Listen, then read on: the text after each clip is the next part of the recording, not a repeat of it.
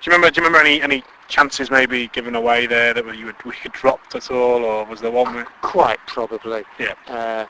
I remember some slog sweeps that went for 6. It was a difficult ground to bat on. It was small, but there were not many centuries scored, partly because of the quirks of the square. Yeah. In terms of kind of a rough estimate, how many games do you think you actually played for the club?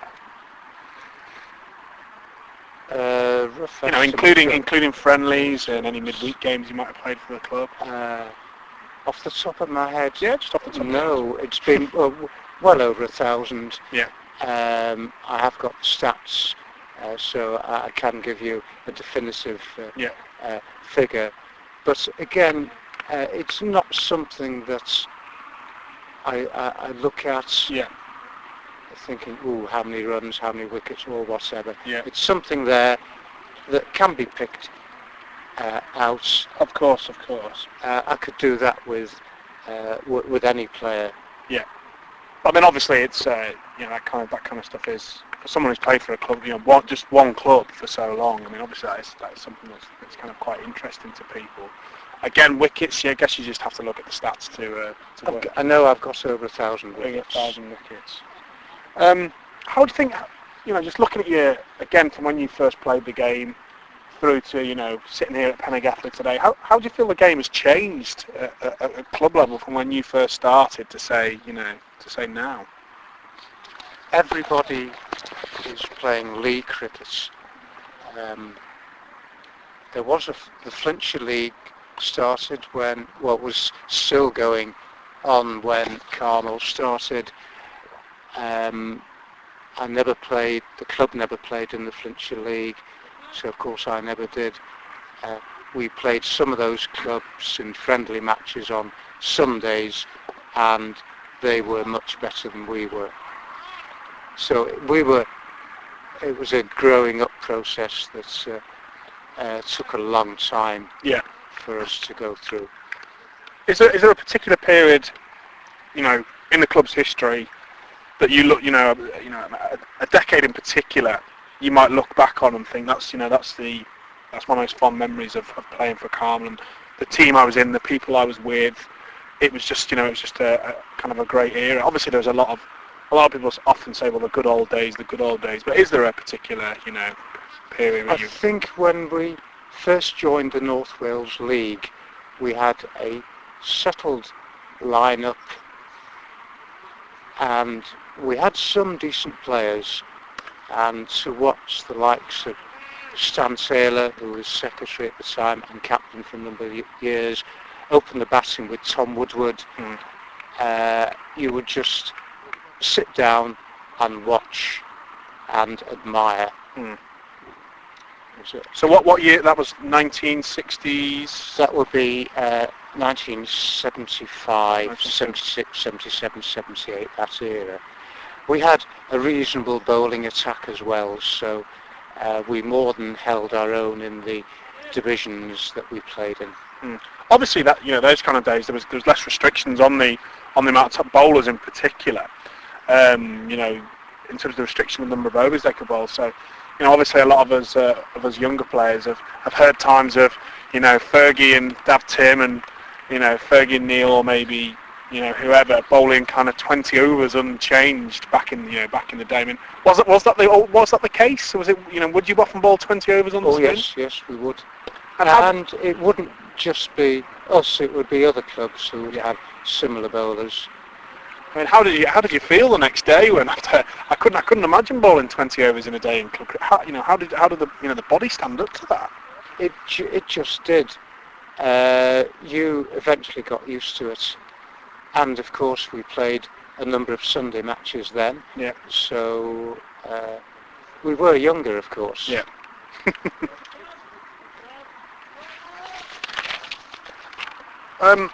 Obviously, a lot of players.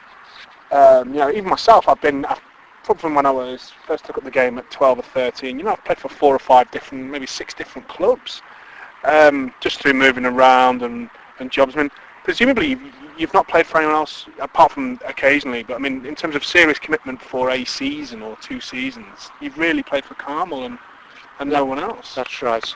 For part of the season, when I was working in Manchester, I was a little disillusioned with the amount of work that very few of us had to do, and I joined Ashton-on-Mersey, and I played a number of matches for their second and third team. But after a while, I was nearly in the same position as I was at Carmel. So I was still going back once a month to play, and I had a think, and I went back to playing for Carmel week in, week out. So you know, Carmel really is in your heart. It'll always be your club, and it's something that you feel, you know, really strongly for. Of course, after you've played the number of matches that I have for one club, as would in other sports, you have that feeling. And it's, you know, I guess you feel you can certainly look back on your time with Carmel with, you know, real positive memories. You know, obviously there is a lot of internal club politics, but overall, you know, the good times and the fun you've had playing cricket with Carmel will outweigh necessarily some of the politics and these kind of things. I would think so, yes. In terms of just moving the club moving from, I can't say it, the Golk, moving from the Golk to Penagathley. You know, how much do you think that has been in terms of taking the club forward? Has it been a really important step? Oh, of course. The size of everything at the new ground is more or less double what we had at the Golk, and it was such a change. There is still work to be done. The potential here is massive. And we now need to move forward as a club, both on the playing side and off the playing side as well. I mean, how do you think then that the club maybe could, what kind of key areas do you think they should be working on to try and take the club forward? Obviously, geographically, we do suffer a little bit. I mean, what do you think there should maybe be more support across amongst the rank and file players? I mean, how do you think we can take the club forward? I would like all the regular players in the club to realise that we do have to move forward. We have got 3 junior sides now, which we did have for a while under Stan Taylor, who has really been the moving force behind this club. As I say, we are now back to having 3 junior teams. We must have the senior players supporting the juniors in every way possible. Without the juniors, there will be no cricket club. And we need to support them. It's coming through now in the past couple of seasons. And it's commitment. It's more than just turning up to play on a Saturday or a Sunday. We need more than that to move on as a club. In terms of some of the teams you've played against, you know, are there any favourite players or favourite teams you've always most enjoyed playing against? I don't think so. As I mentioned earlier, I don't really have favourite players. What I do remember, we played Bethesda, and their professional, a West Indian called Andrew Light, was playing his first match for their club. And he had never seen a sheep before. And our ground had a fence halfway down and the other side of the fence there was sheep grazing. Sorry, go on. And I say that was the first time that their pro had actually seen a sheep. So that's something that sticks in my memory. Just on a similar note, then it's just cropped into mind. I mean, are there any in particular unusual incidents? Obviously, we've had a few sticky wicket stories.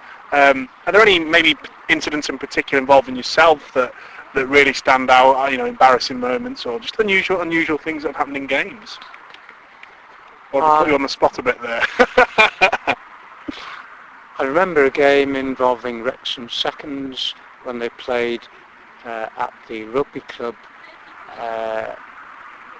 Somebody not involved with the Wrexham club had been drinking, I think, in the social club rather too much, and he came onto the ground driving his car, and the car was driven across the square. This was during a match. So car stopped play. I also remember again playing against Wrexham Seconds. A player didn't have a full arm. Didn't stop him playing cricket. He just had a stump and he bowled. He also batted. He leant his bat up against that stump and after a fashion he batted, but he was able to bowl with one and a bit arms.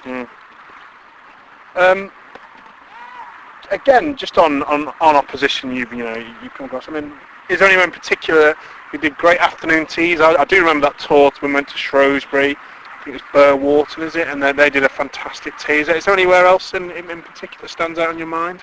We used to play a friendly team against BJ Construction on the Coast Road, not far from Greenfield. That was a local business, and the two partners were cricket nuts. They had their own works canteen, and on a Saturday afternoon they employed the canteen people to prepare cricket teas. So you would be served with strawberries and ice cream, or at least fruit and ice cream, and that was something that we just didn't have anything like anywhere else. Just going, looking at the last 2 years of the club where we've held these, last year in particular, we held this European tournament.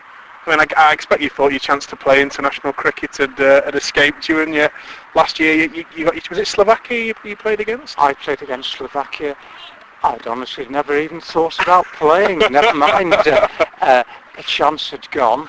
So I'm sure it was a tremendous experience for all of the Carmel players and spectators and the umpires who I was involved in getting to the matches.